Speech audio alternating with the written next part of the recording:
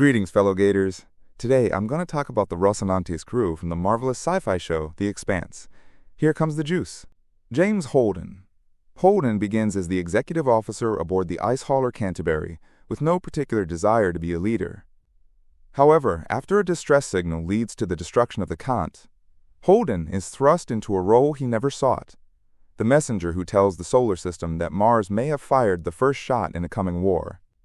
His decision to broadcast the data in the name of transparency sets off a chain of events that exposes his greatest strength and flaw, his uncompromising idealism. What sets Holden apart from many sci-fi protagonists is his deeply held moral compass.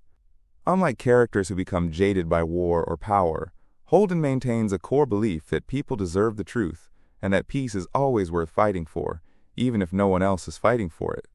However, the show does not portray this idealism as naive or simplistic. Instead, Holden is often forced to reckon with the consequences of his choices. People die because of his decisions, wars start because of what he exposes, and trust is broken. Over time, Holden matures. He learns that truth without context can be dangerous, that idealism needs to be tempered with wisdom, and that sometimes peace comes not from doing the right thing, but from doing the necessary thing. His decision in the later seasons to destroy the protomolecule sample, despite its scientific and military value, is a powerful testament to his enduring belief in protecting humanity over gaining power. Though Holden is the captain, he is never portrayed as the lone hero. His strength comes from his crew, Naomi's empathy and technical brilliance, Amos's brutal pragmatism, and Alex's loyalty and spirit. Together, they form a chosen family that often disagrees but remains committed to each other, and the cause they slowly come to embrace, defending the vulnerable and standing up to those who would exploit the unknown. Holden often acts as the moral glue that holds the team together.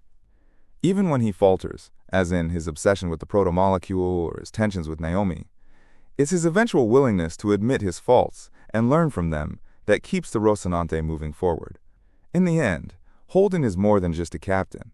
He becomes a symbol of resistance against tyranny, against short-sightedness, and against the idea that humanity is doomed to repeat its mistakes.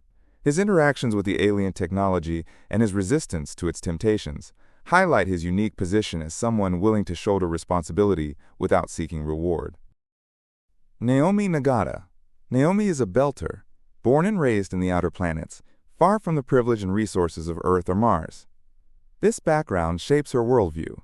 She is deeply aware of the injustices faced by her people, who are often exploited by the inner planets for labor and resources.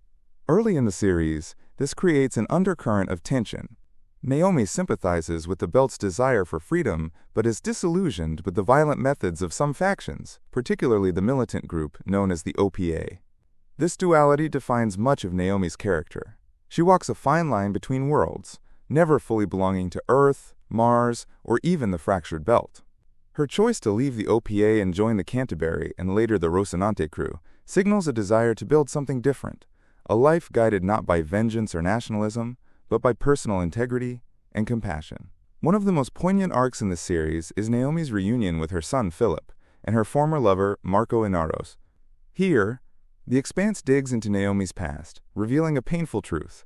She once helped build the very tools of violence she now opposes. As the Rocinante's chief engineer, Naomi is indispensable.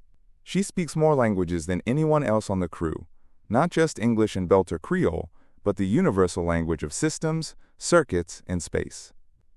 Her technical brilliance often saves the crew, but it's never just about machines. Naomi's engineering is an extension of her personality, precise, resourceful, and driven by the need to keep others safe. But what makes her especially compelling is that she never hides behind her knowledge. Naomi is emotionally transparent in a way that makes her feel incredibly real. She admits when she's struggling. She owns her mistakes. And she loves deeply, whether it's her bond with Holden, her maternal yearning for Philip, or her brotherly affection for Amos. In the cold, vast universe of The Expanse, Naomi Nagata is a rare constant. She is a reminder that survival isn't just about weapons and alliances. It's about care, trust, and moral clarity. Her journey is one of reclaiming her past, protecting her found family, and refusing to let pain turn into hatred. Amos Burton. In the complex, morally murky universe of The Expanse, Amos Burton stands out as a character who defies easy categorization. A mechanic, a killer, and perhaps the most emotionally honest member of the Rocinante crew, Amos is a study in contradictions. His brutal past, utilitarian mindset, and unexpected loyalty make him both terrifying and deeply human. At first glance, he might seem like the crew's muscle, but under the surface, Amos is one of the show's most nuanced explorations of trauma, morality, and identity. Amos's origins are shrouded in mystery at the beginning of the series, but as more of his backstory is revealed, it becomes clear that he is a product of extreme childhood trauma. Born in the slums of Baltimore under the name Timmy, he survived in a world of abuse, exploitation, and violence. Rather than being broken by that world, Amos adapted to it, but the result was a man who struggles to understand right and wrong in the way others do. Unlike Holden or Naomi, Amos doesn't have a personal moral compass. Instead, he latches onto people he trusts, people who do know right from wrong, and lets them guide his actions.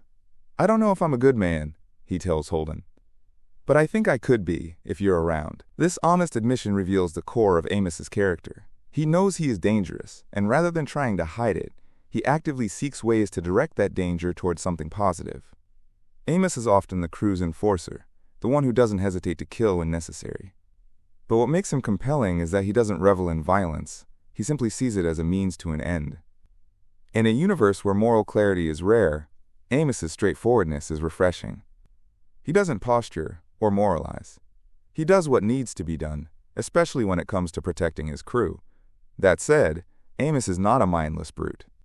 He has rules, his own kind of code. He is fiercely loyal to those he considers family, especially Naomi, who was his moral anchor for much of the early seasons. His respect for personal agency is also striking. He's shown repeatedly choosing not to take advantage of power, even when it would be easy to do so. He's capable of great cruelty, but chooses not to indulge in it unless someone he loves is threatened. His bond with Clarissa Mao is especially revealing. He sees her, like himself, as someone who has done terrible things but wants to change. He gives her space to try, offering both protection and honesty. This reflects his deep belief that people aren't defined by their worst actions, but by what they do next. Kamal. In the vast and often hostile universe of the Expanse, where politics, war, and alien technology threaten to rip humanity apart, Kamal offers a grounded and deeply human presence. As the pilot of the Rocinante, he is both the ship's navigator and, in many ways, the crew's emotional anchor. A Martian of South Asian descent, former Navy pilot, and space cowboy at heart, Alex's character is a blend of skill, vulnerability, and quiet longing. His journey isn't one of heroism in the traditional sense. It's a more personal story of identity, regret, and connection. He leaves behind a family on Mars, his wife and son, in pursuit of something more. This decision, which he later struggles to reconcile with, defines much of Alex's emotional arc. He doesn't leave because he doesn't care about them. He leaves because he doesn't know how to be the person they needed. Space, and later the Rocinante, becomes both his escape and his new home. As a pilot, Alex is exceptional, cool under pressure, intuitive with the ship, and capable of pulling off gravity-defying maneuvers with grace. But what makes him special isn't just his skill. It's how he approaches his role with love. He doesn't just fly the Roci, he feels it. His affection for the ship is sincere and almost spiritual, and his joy at being in the pilot's seat adds warmth and levity to even the tensest moments. Among the Rocinante crew, Alex often serves as the emotional bridge. While Holden is the leader, Naomi the conscience, and Amos the protector, Alex is the heart. He's the one who checks in when someone's hurting, who cracks a joke to break the tension, who cooks meals and plays music to remind the crew they're still human. So that's it. What do you think? Let me know your thoughts in the comments below. Don't forget to like and subscribe. Until next time.